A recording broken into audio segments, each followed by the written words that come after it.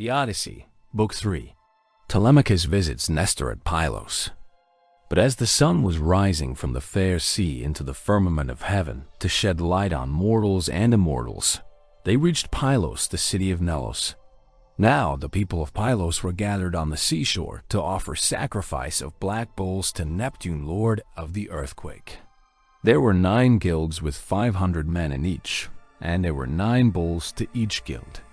As they were eating the inward meats and burning the thigh bones on the embers in the name of Neptune, Telemachus and his crew arrived, furled their sails, brought their ship to anchor, and went ashore. Minerva led the way, and Telemachus followed her. Presently she said, "Telemachus, you must not be in the least shy or nervous. You have taken this voyage to try and find out where your father is buried and how he came by his end. So go straight up to Nestor, that we may see what he has got to tell us. Beg of him to speak the truth, and he will tell no lies, for he is an excellent person." "But how, Mentor?" replied Telemachus. "Dare I go up to Nestor, and how am I to address him? I have never yet been used to holding long conversations with people, and am ashamed to begin questioning one who is so much older than myself." "Some things, Telemachus," answered Minerva, "will be suggested to you by your own instinct, and heaven will prompt you further. For I am assured that the gods have been with you from the time of your birth until now." She then went quickly on, and Telemachus followed in her steps till they reached the place where the guilds of the Pelian people were assembled. There they found Nestor sitting with his sons, while his company round him were busy getting dinner ready and putting pieces of meat onto the spits while other pieces were cooking. When they saw the strangers, they crowded round them, took them by the hand, and bade them take their places. Nestor's son Pisistratus at once offered his hand to each of them, and seated them on some soft sheepskins that were lying on the sands near his father and his brother Thrasyndides. Then he gave them their portions of the inward meats, and poured wine for them into a golden cup, handing it to Minerva first, and saluting her at the same time. "Offer a prayer, sir," said he, "to King Neptune, for it is his feast that you are joining. When you have duly prayed and made your drink offering, pass the cup to your friend, that he may do so also. I doubt not that he too lifts his hands in prayer, for man cannot live without God in the world. Still, he is younger than you are, and is much of an age with myself, so I will give you the precedence." As he spoke, he handed her the cup. Minerva thought it very right and proper of him to have given it to herself first. She accordingly began praying heartily to Neptune. "O thou," she cried, "that encirclest the earth, vouchsafe to grant the prayers of thy servants that call upon thee. More especially, we pray thee send down thy grace on Nestor and on his sons. Thereafter, also make the rest of the Pelian people some handsome return for the goodly hecatomb they are offering you. Lastly, grant Telemachus and myself a happy issue in respect of the matter that has brought us in our ship to Pylos." When she had thus made an end of praying, she handed the cup to Telemachus, and he prayed likewise. By and by, when the outer meats were roasted and had been taken off the spits, the carvers gave every man his portion, and they all made an excellent dinner. As soon as they had had enough to eat and drink, Nestor, knight of Gerene, began to speak. "Now," said he, "that our guests have done their dinner, it will be best to ask them who they are. Who then, sir strangers, are you, and from what port have you sailed? Are you traders? Or do you sail the seas as rovers with your hand against every man, and every man's hand against you?" Telemachus answered boldly, for Minerva had given him courage to ask about his father and get himself a good name. "Nestor," said he, "son of Nelos, honor to the Achaean name. You ask whence we come, and I will tell you. We come from Ithaca under Neridum, and the matter about which I would speak is of private, not public import. I seek news of my unhappy father Ulysses, who is said to have sacked the town of Troy in company with yourself. We know what fate befell each one of the other heroes who fought at Troy. But as regards Ulysses, heaven has hidden from us the knowledge, even that he is dead at all. For no one can certify us in what place he perished, nor say, whether he fell in battle on the mainland, or was lost at sea amid the waves of Amphitrite. Therefore, I am suppliant at your knees, if haply you may be pleased to tell me of his melancholy end, whether you saw it with your own eyes or heard it from some other traveler, for he was a man born to trouble. Do not soften things out of any pity for me, but tell me in all plainness exactly what you saw. If my brave father Ulysses ever did you loyal service, either by word or deed, when you Achaeans were harassed among the Trojans, bear it in mind now as in my favor, and tell me truly all. My friend, answered Nestor, you recall a time of much sorrow to my mind, for the brave Achaeans suffered much both at sea, while privateering under Achilles, and when fighting before the great city of King Priam. Our best men, all of them, fell there: Ajax, Achilles, Patroclus, peer of gods in council, and my own dear son Antilochus, a man singularly fleet of foot and in fight valiant. But we suffered much more than this. What mortal tongue indeed could tell the whole story? Though you were to stay here and question me for 5 years, or even 6, I could not tell you all that the Achaeans suffered, and you would turn homeward weary of my tale before it ended. 9 long years did we try every kind of stratagem, but the hand of heaven was against us. During all this time, there was no one who could compare with your father in subtlety. If indeed you are his son, I can hardly believe my eyes, and you talk just like him too. No one would say that people of such different ages could speak so much alike. He and I never had any kind of difference from first to last, neither in camp nor council.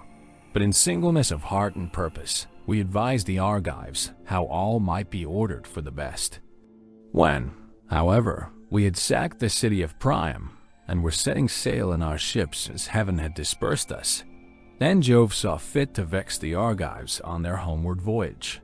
For they had not all been either wise or understanding, and hence many came to a bad end through the displeasure of Jove's daughter Minerva, who brought about a quarrel between the 2 sons of Atreus. The sons of Atreus called a meeting which was not as it should be, for it was sunset, and the Achaeans were heavy with wine. When they explained why they had called the people together, it seemed that Menelaus was for sailing homeward at once, and this displeased Agamemnon, who thought that we should wait till we had offered hecatombs to appease the anger of Minerva. Fool that he was, he might have known that he would not prevail with her, for when the gods have made up their minds, they do not change them lightly. So the 2 stood banding hard words, whereon the Achaeans sprang to their feet with a cry that rent the air, and were of 2 minds as to what they should do. That night we rested and nursed our anger, for Jove was hatching mischief against us. But in the morning, some of us drew our ships into the water and put our goods with our women on board, while the rest, about half in number, stayed behind with Agamemnon. We the other half embarked and sailed. And the ships went well, for heaven had smoothed the sea. When we reached Tenedos, we offered sacrifices to the gods, for we were longing to get home. Cool Jove, however, did not yet mean that we should do so, and raised a second quarrel, in the course of which some among us turned their ships back again, and sailed away under Ulysses to make their peace with Agamemnon. But I and all the ships that were with me pressed forward, for I saw that mischief was brewing. The son of Tydeus went on also with me, and his crews with him. Later on, Menelaus joined us at Lesbos, and found us making up our minds about our course, for we did not know whether to go outside Chios by the island of Syra, keeping this to our left, or inside Chios, over against the stormy headland of Mymas. So we asked heaven for a sign, and were shown one to the effect that we should be soonest out of danger if we headed our ships across the open sea to Euboea. This we therefore did, and a fair wind sprang up, which gave us a quick passage during the night to Gerestus, where we offered many sacrifices to Neptune for having helped us so far on our way. 4 days later, Diomede and his men stationed their ships in Argos, but I held on for Pylos, and the wind never fell light from the day when heaven first made it fair for me. Therefore, my dear young friend, I returned without hearing anything about the others. I know neither who got home safely nor who were lost, but as in duty bound, I will give you without reserve the reports that have reached me since I have been here in my own house. They say the Myrmidons returned home safely under Achilles' son Neoptolemus. So also did the valiant son of Poeas, Philoctetes. Idomeneus again lost no man at sea, and all his followers who escaped death in the field got safe home with him to Crete. No matter how far out of the world you live, you will have heard of Agamemnon and the bad end he came to at the hands of Aegisthus, and a fearful reckoning did Aegisthus presently pay. See what a good thing it is for a man to leave a son behind him to do as Orestes did, who killed false Aegisthus, the murderer of his noble father. You too, then, for you are a tall, smart-looking fellow, show your mettle and make yourself a name in story. Nestor, son of Nellus, answered Telemachus. Honor to the Achaean name. The Achaeans applaud Orestes, and his name will live through all time, for he has avenged his father nobly. Would that heaven might grant me to do like vengeance on the insolence of the wicked suitors, who are ill-treating me and plotting my ruin. But the gods have no such happiness in store for me and for my father, so we must bear it as best we may. My friend, said Nestor, now that you remind me, I remember to have heard that your mother has many suitors, who are ill-disposed towards you and are making havoc of your estate. Do you submit to this tamely, or are public feeling and the voice of heaven against you? Who knows but what Ulysses may come back after all, and pay these scoundrels in full, either single-handed or with a force of Achaeans behind him. If Minerva were to take as great a liking to you as she did to Ulysses when we were fighting before Troy, for I never yet saw the gods so openly fond of anyone as Minerva then was of your father. If she would take as good care of you as she did of him, these wooers would soon some of them forget their wooing. Telemachus answered, I can expect nothing of the kind. It would be far too much to hope for. I dare not let myself think of it. Even though the gods themselves willed it, no such good fortune could befall me. On this Minerva said, Telemachus, what are you talking about? Heaven has a long arm if it is minded to save a man.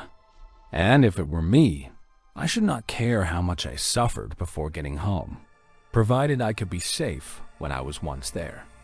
I would rather this than get home quickly, and then be killed in my own house, as Agamemnon was by the treachery of Aegisthus and his wife. Still, death is certain, and when a man's hour is come, not even the gods can save him, no matter how fond they are of him. Mentor, answered Telemachus, do not let us talk about it any more. There is no chance of my father's ever coming back. The gods have long since counseled his destruction.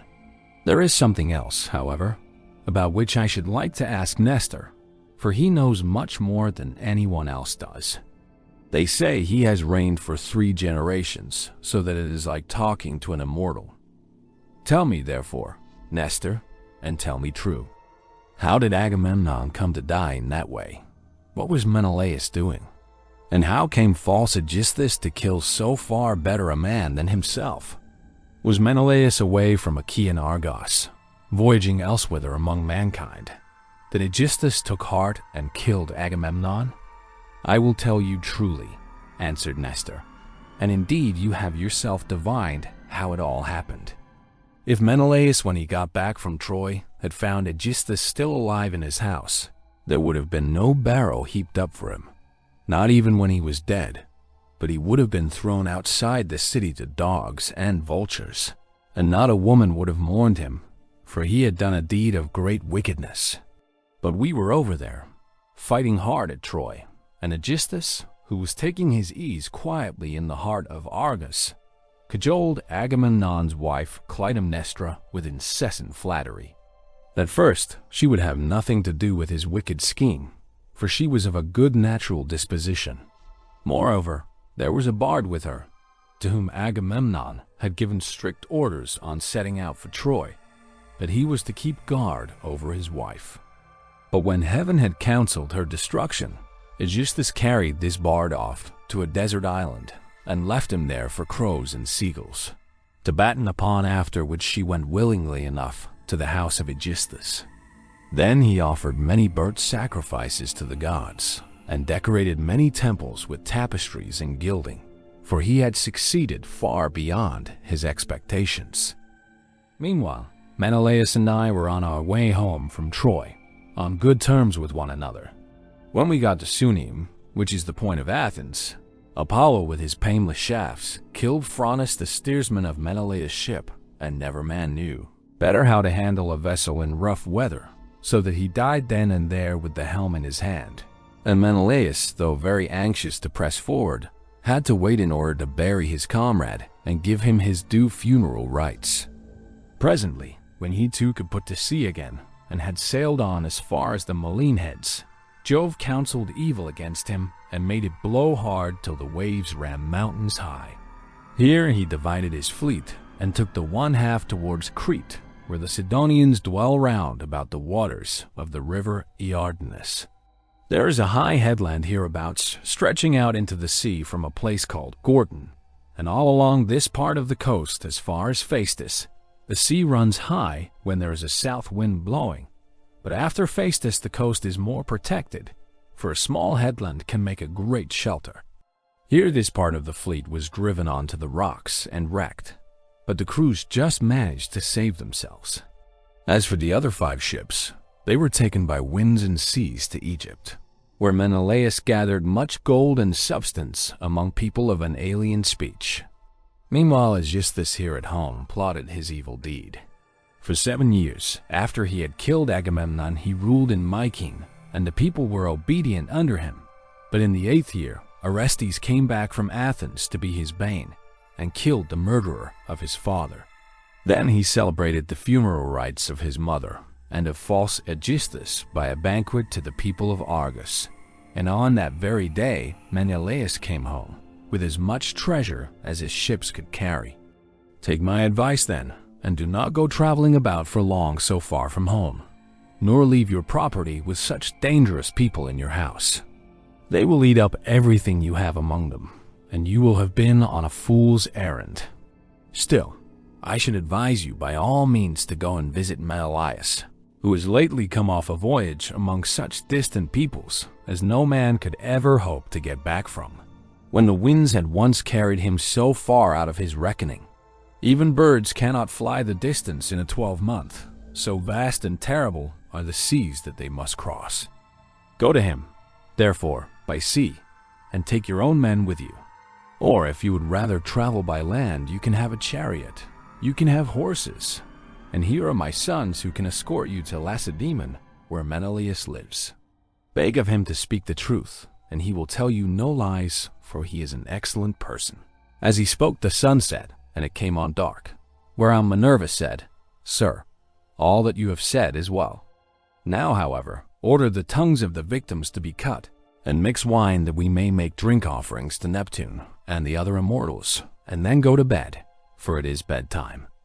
People should go away early and not keep late hours at a religious festival." Thus spoke the daughter of Jove, and they obeyed her saying. Men servants poured water over the hands of the guests, while pages filled the mixing bowls with wine and water and handed it round after giving every man his drink offering. Then they threw the tongues of the victims into the fire and stood up to make their drink offerings.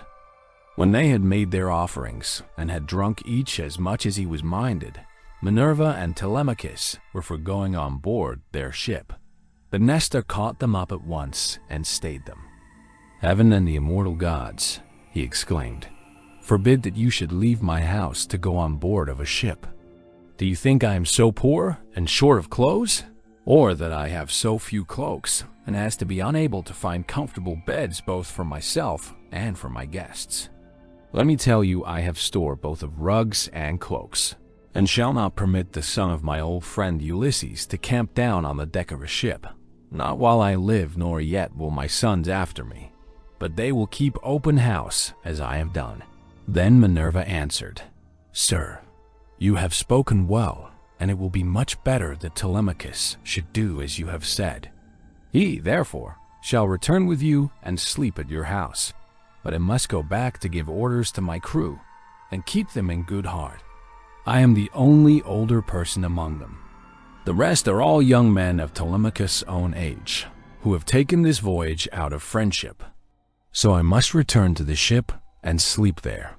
Moreover, tomorrow I must go to the Ciconians, where I have a large sum of money long owing to me. As for Telemachus, now that he is your guest, send him to Lacedaemon in a chariot, and let one of your sons go with him. Be pleased to also provide him with your best and fleetest horses." When she had thus spoken, she flew away in the form of an eagle, and all marveled as they beheld it. Nestor was astonished, and took Telemachus by the hand. "My friend," said he, "I see that you are going to be a great hero some day, since the gods wait upon you thus while you are still so young. This can have been none other of those who dwell in heaven than Jove's redoubtable daughter, the Tritoborn, who showed such favor towards your brave father among the Argives. Holy Queen," he continued, "vouchsafe to send down thy grace upon myself, my good wife, and my children. In return, I will offer you in sacrifice a broad-browed heifer of a year old, unbroken, and never yet brought by man under the yoke. I will gild her horns, and will offer her up to you in sacrifice." Thus did he pray, and Minerva heard his prayer. He then led the way to his own house, followed by his sons and sons-in-law. When they had got there and had taken their places on the benches and seats, he mixed them a bowl of sweet wine that was 11 years old when the housekeeper took the lid off the jar that held it. As he mixed the wine, he prayed much and made drink offerings to Minerva, daughter of Aegis bearing Jove. Then, when they had made their drink offerings and had drunk each as much as he was minded, the others went home to bed, each in his own abode.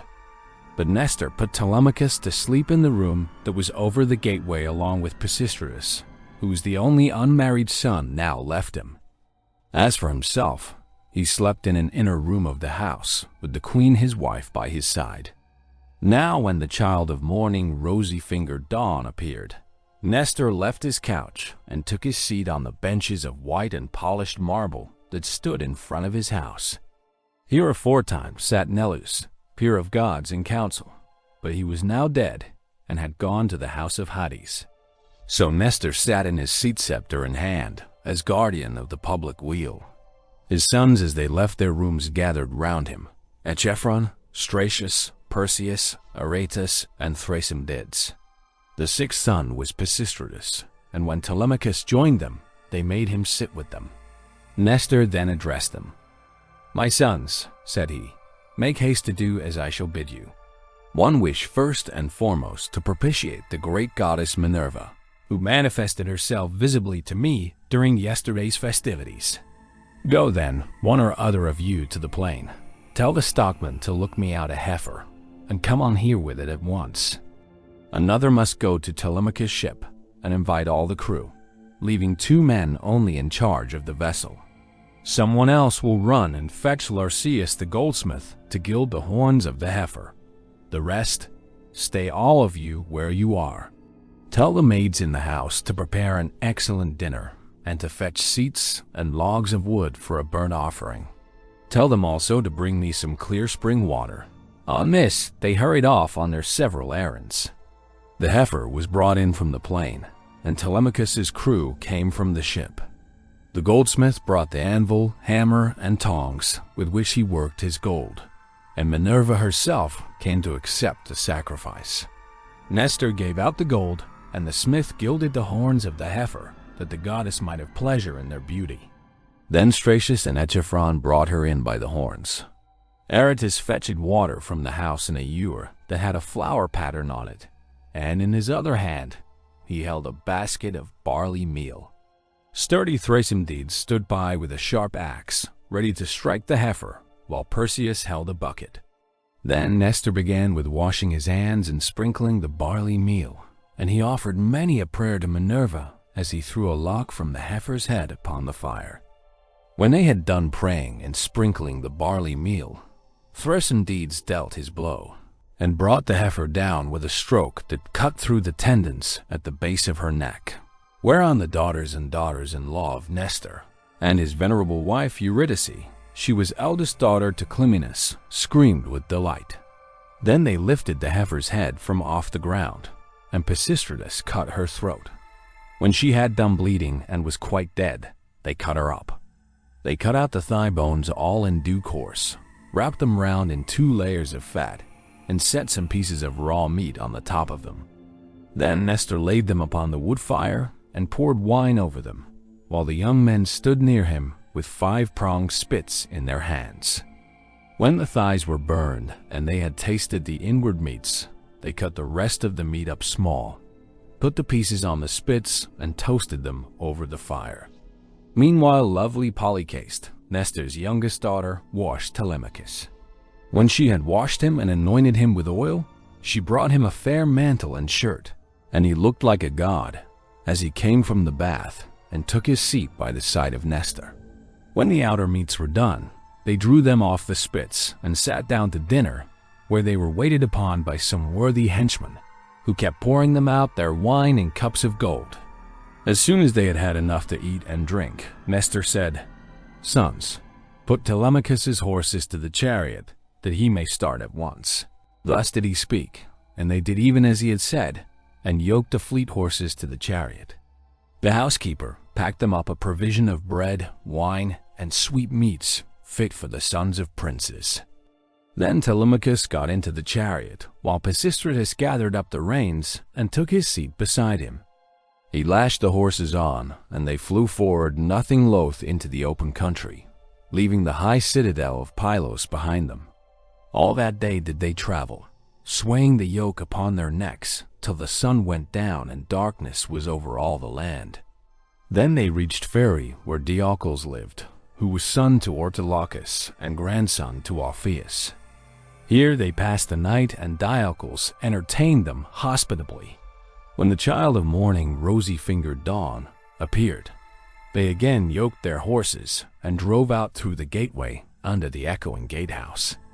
Pisistratus lashed the horses on, and they flew forward, nothing loath. Presently they came to the cornlands of the open country, and in the course of time completed their journey, so well did their steeds take them.